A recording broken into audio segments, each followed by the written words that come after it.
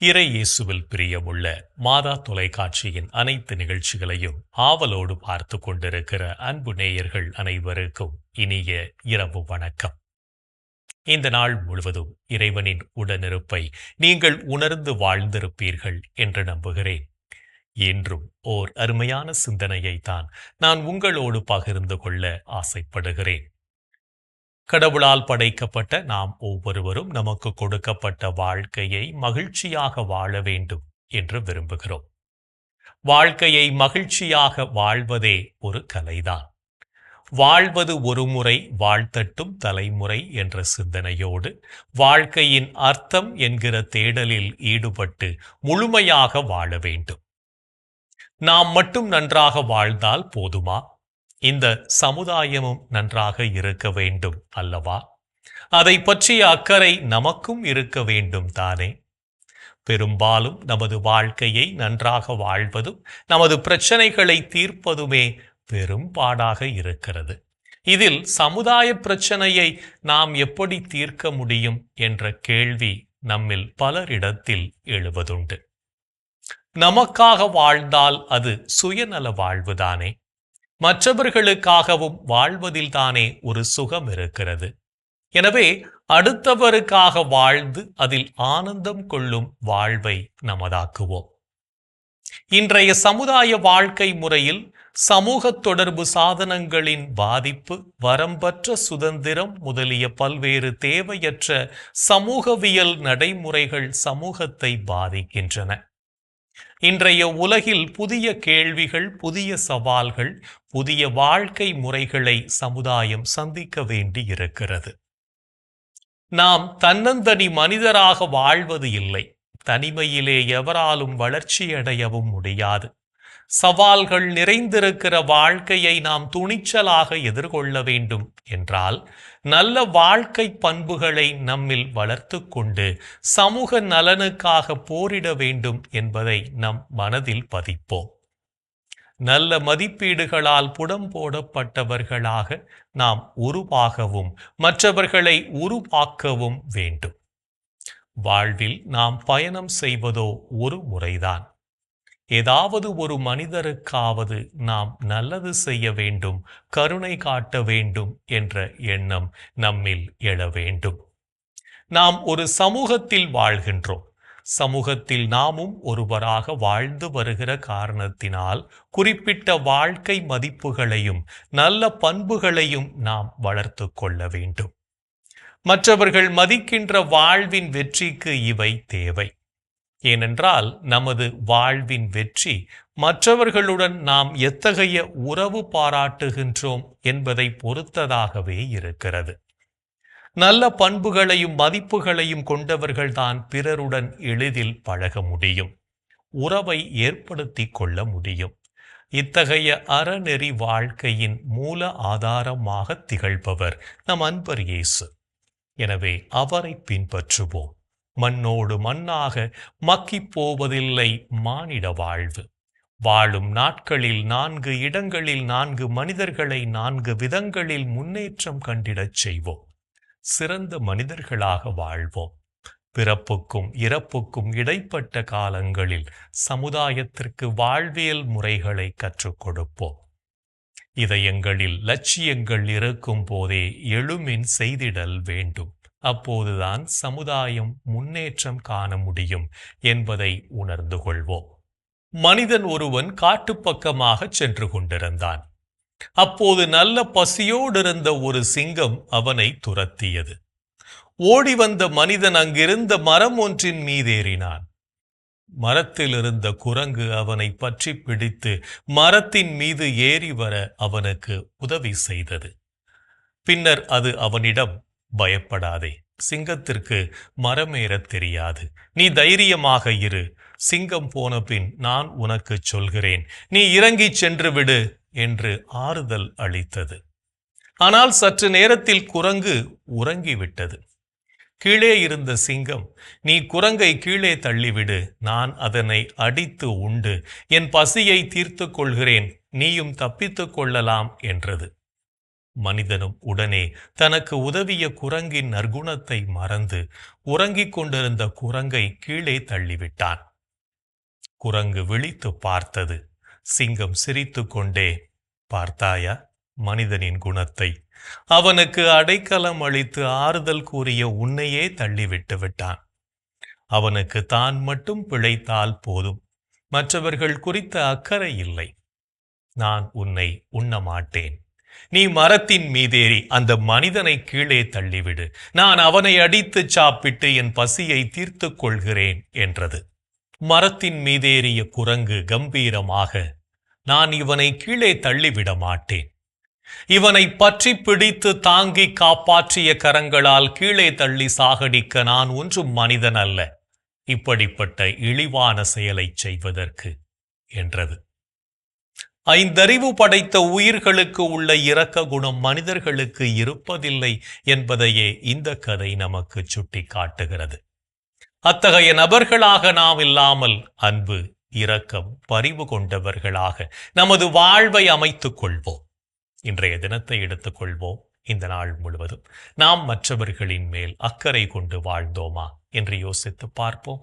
மேலும் இந்த நாளில் நமது செயல்பாடுகள் எப்படிப்பட்டதாக இருந்தது என்று நம்மையே நாம் கேட்டு பார்ப்போம்.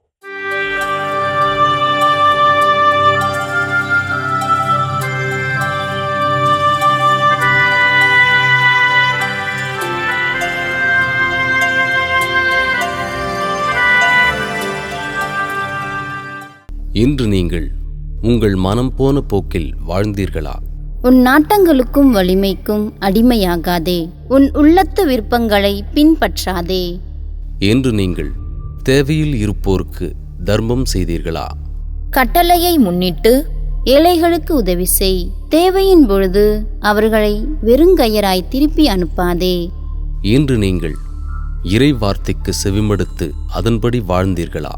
இறை வார்த்தையை கேட்டு அதன்படி செயல்படுபவர்களே என் தாயும் என் சகோதரர்களும் ஆவார்கள். என்று நீங்கள் மற்றவருக்கு வளர்ச்சி தரக்கூடிய செயல்களை செய்தீர்களா? ஆகையால் அமைதிக்கு வழிவகுப்பவற்றை நாடுவோமாக, ஒருவர் மற்றவர்க்கு வளர்ச்சி தருபவற்றை செய்ய முயல்வோமாக.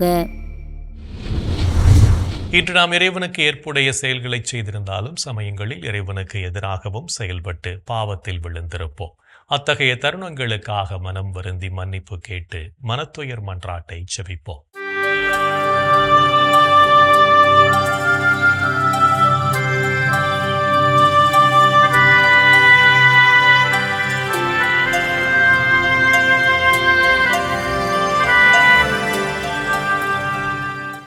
எல்லாம் வல்ல இறைவனிடமும் சகோதர சகோதரிகளே உங்களிடமும் நான் பாவி என ஏற்றுக்கொள்கிறேன். ஏனெனில் என் சிந்தனையாலும் சொல்லாலும் செயலாலும் கடமையில் தவறியதாலும் பாவங்கள் பல செய்தேன். என் பாவமே, என் பாவமே, என் பெரும் பாவமே. ஆகையால் எப்போதும் கன்னியான புனித மரியாவையும் வானதூதர் புனிதர் அனைவரையும் சகோதர சகோதரிகளே உங்களையும் நம் இறைவனாகிய ஆண்டவரிடம் எனக்காக வேண்டிக்கொள்ள மன்றாடுகிறேன். ஆமேன்.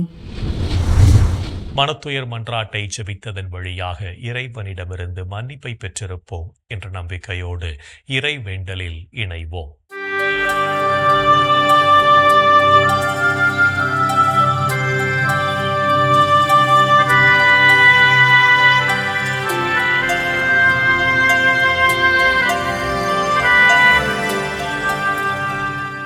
இறைவா இறைவா எமக்கு துணை புரிய வாரும்.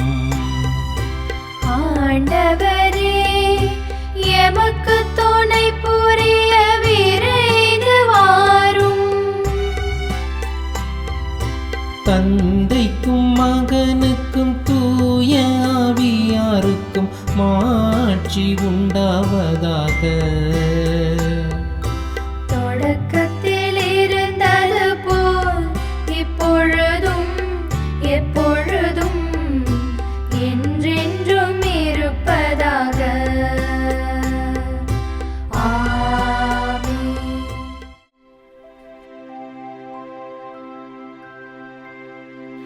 கடவுளே என்னை பாதுகாக்கும் வலிமை மிகு கோட்டையாகவும் அடைக்கலமாகவும் இருந்தருளும். கடவுளே என்னை பாதுகாக்கும் வலிமை மிகு கோட்டையாகவும் அடைக்கலமாகவும் இருந்தருளும்.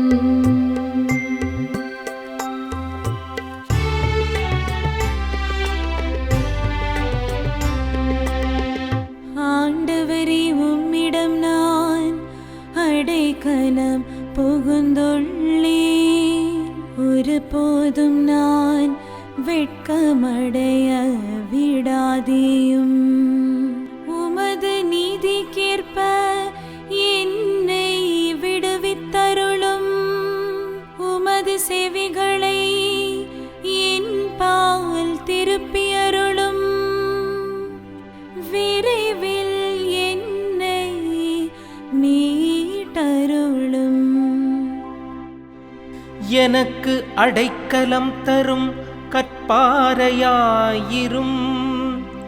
வலிமை மிகு கோட்டையாய் நீரிருந்து என்னை பாதுகாத்தருளும். ஆம், நீர் என் கற்பாறையும் கோட்டையும் நீரே. உமது பெயரின் பொருட்டு எனக்கு வழிகாட்டி என்னை நடத்தியருளும். எனக்கென அவர்கள் விரித்துள்ள வலையிலிருந்து என்னை விடுவித்தருளும். ஏனெனில் நீரே எனக்கு அடைக்கலம். உமது கையில் என் உயிரை ஒப்படைக்கின்றேன். வாக்கு பிறழாத இறைவனாகிய ஆண்டவரே, நீர் என்னை மீட்டருளினீர். தந்தைக்கும் மகனுக்கும் தூய ஆவியாருக்கும் மாட்சி உண்டாவதாக. தொடக்கத்தில் இருந்தது போல் இப்பொழுதும் எப்பொழுதும் என்றென்றும் இருப்பதாக. ஆமென். கடவுளே என்னை பாதுகாக்கும் வலிமை மிகு கோட்டையாகவும் அடைக்கலமாகவும் இருந்தருளும். கடவுளே என்னை பாதுகாக்கும் வலிமை மிகு கோட்டையாகவும் அடைக்கலமாகவும் இருந்தருளும். ஆண்டவரே, ஆழ்ந்த துயரத்தில் இருக்கும் நான் உம்மை நோக்கி மன்றாடுகிறேன். ஆண்டவரே, ஆழ்ந்த துயரத்தில் இருக்கும் நான் உம்மை நோக்கி மன்றாடுகிறேன். ஆண்டவரே, ஆழ்ந்த துயரத்தில் இருக்கும் நான் உம்மை நோக்கி மன்றாடுகிறேன். ஆண்டவரே, என் மன்றாட்டுக்கு செவிசாய் தருளும். என் விண்ணப்ப குரலை உம்முடைய செவிகள் கவனத்துடன் கேட்கட்டும். தந்தைக்கும் மகனுக்கும் தூய ஆவியாருக்கும் மாட்சி உண்டாவதாக. தொடக்கத்தில் இருந்தது போல் இப்பொழுதும் எப்பொழுதும்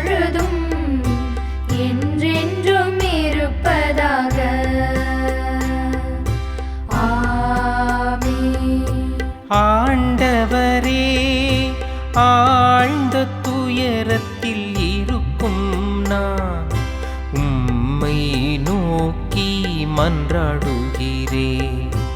ஆண்டவரே, ஆழ்ந்த துயரத்தில் இருக்கும் நான் உம்மை நோக்கி மன்றாடுகிறேன். இறைவனின் உடனிருப்பு இந்த இரவு பொழுதிலும் நம்மை பாதுகாத்து வழிநடத்தும் என்ற நம்பிக்கையை இறை வேண்டலின் வழியாக பெற்றுக்கொண்ட நாம் இப்போது நாளைய வாசகங்களுக்கு செவிமடுப்போம்.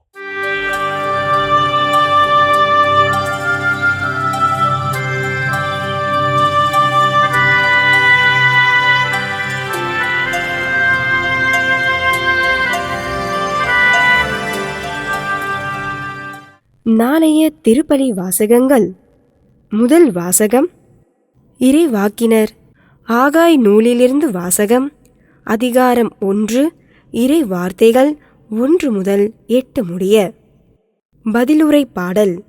திருப்பாடல் அதிகாரம் 149, இறை வார்த்தைகள் 1 முதல் 6 மற்றும் 9 முடிய.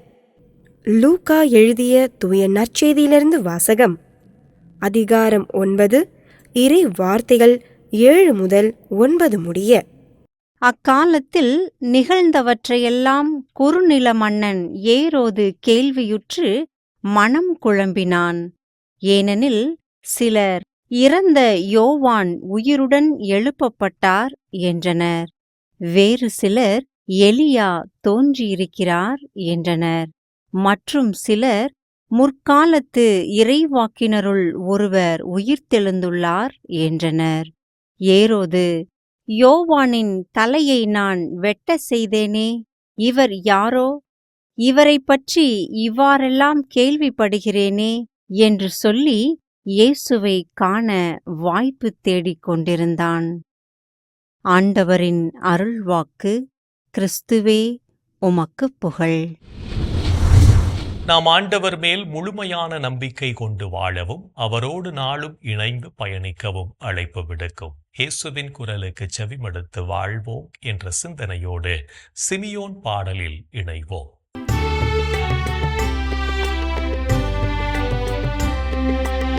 ஆண்டவரை நாங்கள் விழித்திருக்கும் போது எங்களை காத்தருளும். நாங்கள் தூங்கும் போது எங்களை பாதுகாத்தருளும். இதனால் கிறிஸ்துவோடு விழித்திருந்து அவரோடு அமைதியில் இளைப்பாறுவோம். ஆண்டவரே, நாங்கள் விழித்திருக்கும் போது எங்களை காத்தருளும். நாங்கள் தூங்கும் போது எங்களை பாதுகாத்தருளும். இதனால் கிறிஸ்துவோடு விழித்திருந்து அவரோடு அமைதியில் இளைப்பாறுவோம். சிமியோன் பாடல். ஆண்டவரே, உமது சொற்படி உம் அடியான் என்னை இப்போது அமைதியுடன் போகச் செய்கிறீர். ஏனெனில் மக்கள் அனைவரும் காணுமாறு நீர் ஏற்பாடு செய்துள்ள உமது மீட்பை என் கண்கள் கண்டுகொண்டன. இம்மீட்பே பிற இனத்தாருக்கு வெளிப்பாடு அருளும் மொழி. இதுவே உம் மக்களாகிய இஸ்ரவேலுக்கு பெருமை. இஸ்ரவேலுக்கு பெருமை. தந்தைக்கும் மகனுக்கும் தூய ஆவியாருக்கும் மாட்சி உண்டாவதாக. தொடக்கத்தில் இருந்தது போல் இப்பொழுதும் எப்பொழுதும் என்றென்றும் இருப்பதாக. ஆமென்.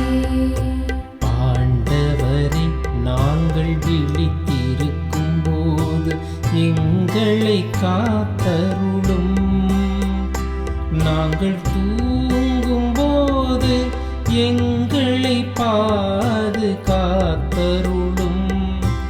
இதனால் கிறிஸ்துவோடு விழித்திருந்து அவரோடு அமைதியில் இளைப்பாறுவோம். ஆண்டவரே, நாங்கள் விழித்திருக்கும் போது எங்களை காத்தருளும். நாங்கள் தூங்கும் போது எங்களை பாதுகாத்தருளும். இதனால் கிறிஸ்துவோடு விழித்திருந்து அவரோடு அமைதியில் இளைப்பாறுவோம். இறைவன் நம்மை ஒவ்வொரு நொடிப்பொழுதும் அற்புதமாய் வழிநடத்தி கொண்டிருப்பதை சிமியோன் பாடல் வழியாக உணர்ந்து ஜெபித்த நாம் இப்போது நாளைய புனிதரை பற்றி பார்க்கலாம்.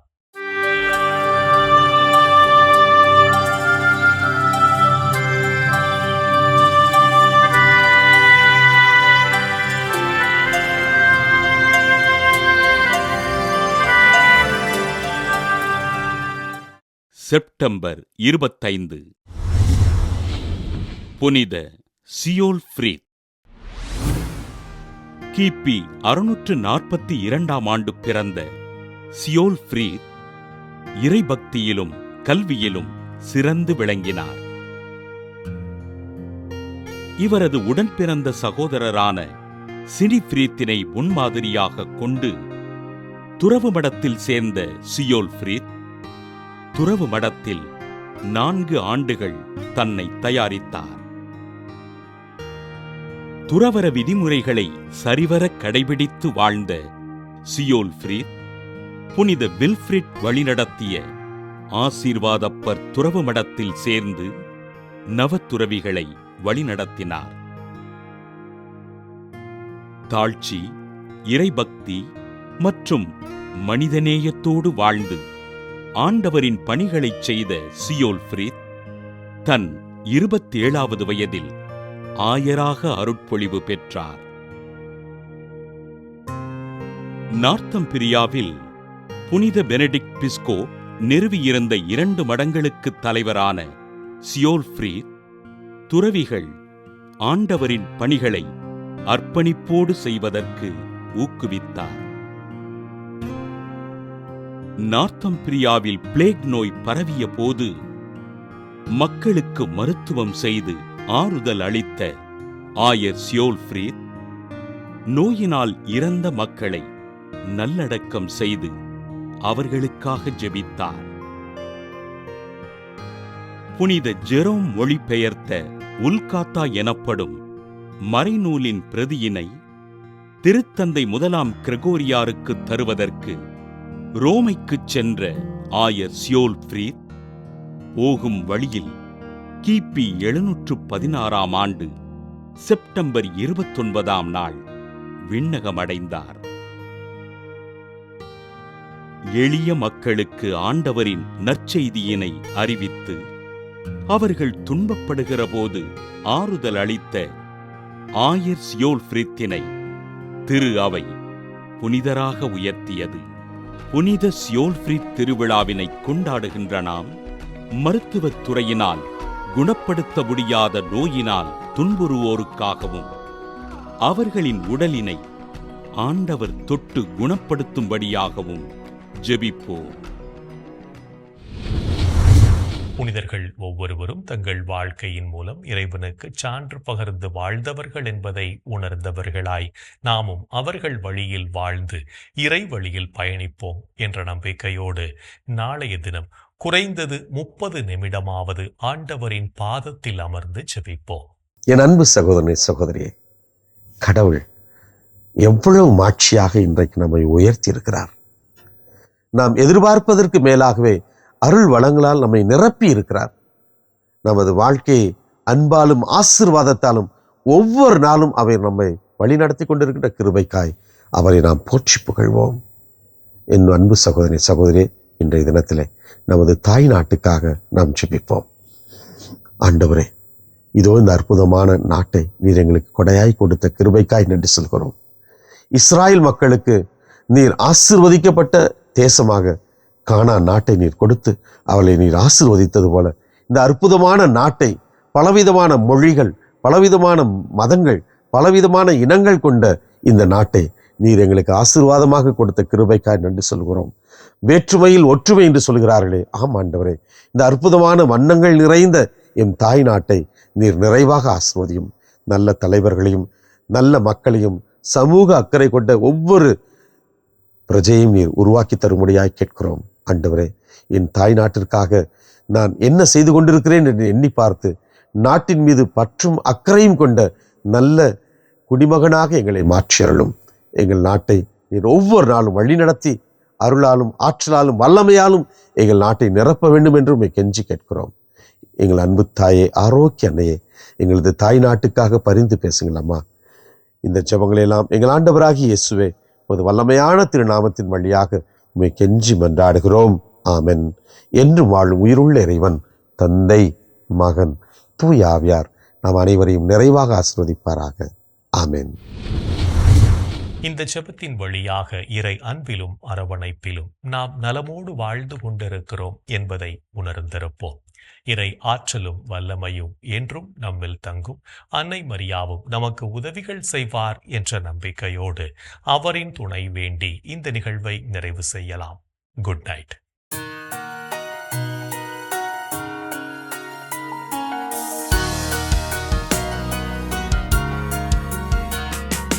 வானகம் ஆளும் அரசி வாழ்க,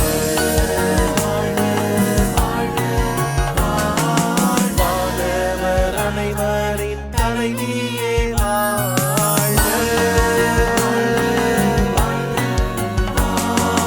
இசையின் வேரே உலகில் பேரொளி உதயம் ஆகிய வாயிலை வாழ்க.